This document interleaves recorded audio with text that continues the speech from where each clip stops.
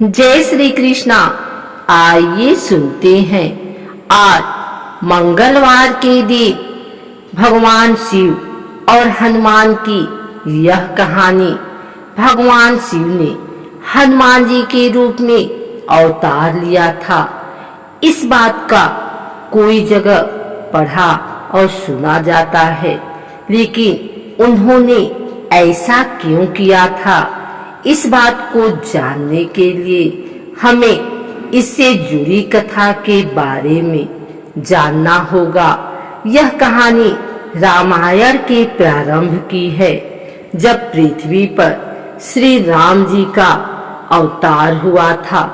वास्तव में शिव का अवतार हनुमान ही थे, और यह भी सत्य है कि भगवान राम ही शिव के हनुमान अवतार का कारण बने थे।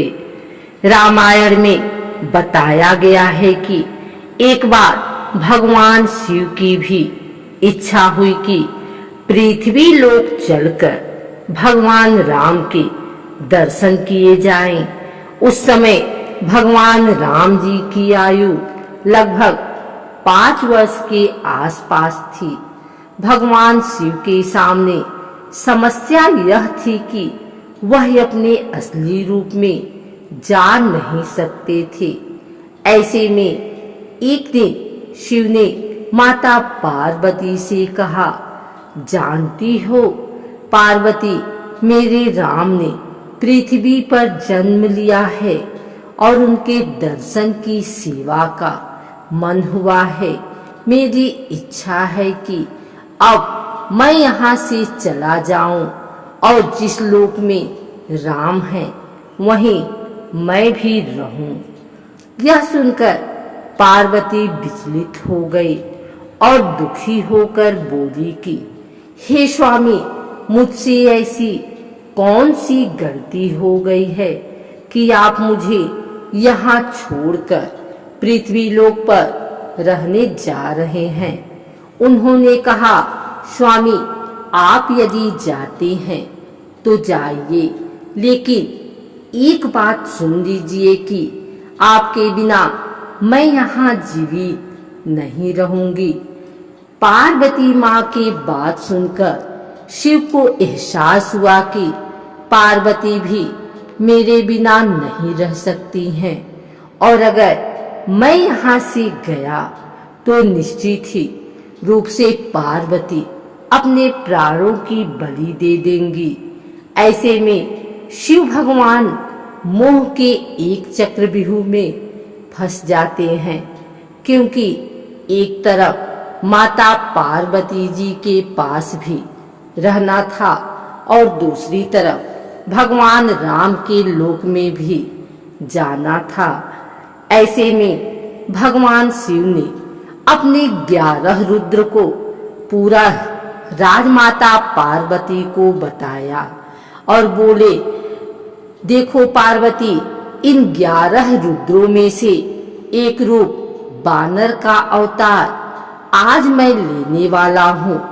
एक रुद्राक्ष में से आज एक रूप बानर का होगा, जो बाद में हनुमान के रूप में जाना जाएगा। शास्त्र बताते हैं कि भगवान शिव सब जानते थे। शिव जी राम जी के पूरे जीवन काल को देख पा रहे थे। वह जानते थे कि एक बार राम जी को पृथ्वी का कल्याण करने के लिए मेरी आवश्यकता होगी। शिव को यह भी पता था कि कलयुग में ना मैं नजर आऊंगा और ना ही राम तब कोई अवतार भी धरती पर नहीं होगा। इसलिए शिव ने अपने एक शक्तिशाली रूप को जन्म दिया, जो कलयुग में भी अजर अमर रहेगा और पृथ्वी लोक के लोगों के दुख दर्द को दूर किया करेगा।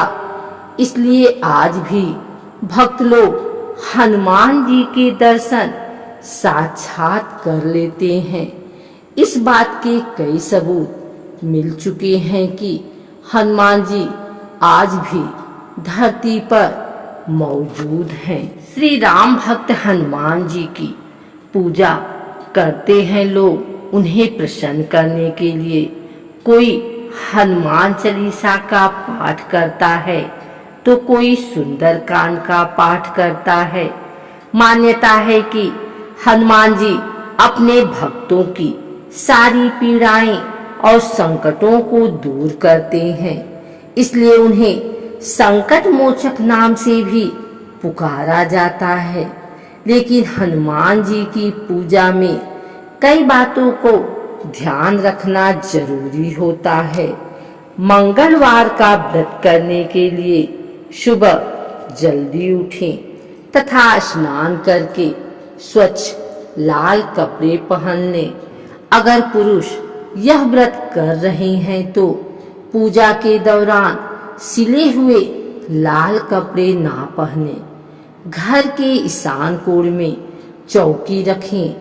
अब भगवान हनुमान की मूर्ति या चित्र स्थापित करें। भगवान हनुमान की मूर्ति या चित्र के साथ भगवान राम और माता सीता की मूर्ति या चित्र अवश्य स्थापित करें।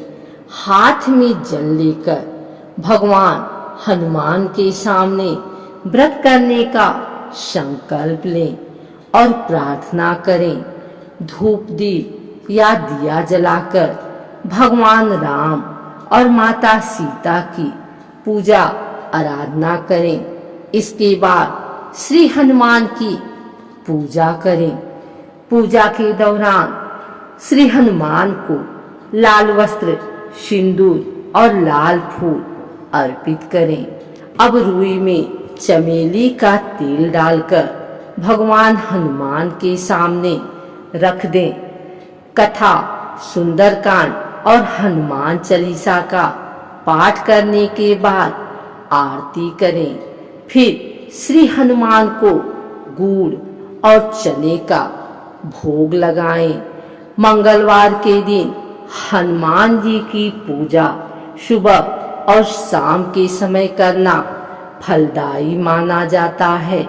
इस दिन आप सूर्योदय के बाद और शाम को सूर्यास्त के बाद हनुमान जी की पूजा कर सकते हैं। वैसे पूरे दिन में सूर्यास्त के बाद ही पूजा का शुभ मुहूर्त होता है। मंगलवार व्रत के दौरान आपको गुड़ और गेहूं का भोजन करना चाहिए। इस दिन नमक ना खाएं। मंगलवार व्रत करने के दौरान मीठा भोजन ग्रहण करें। आप फल और दूध का सेवन भी कर सकते हैं।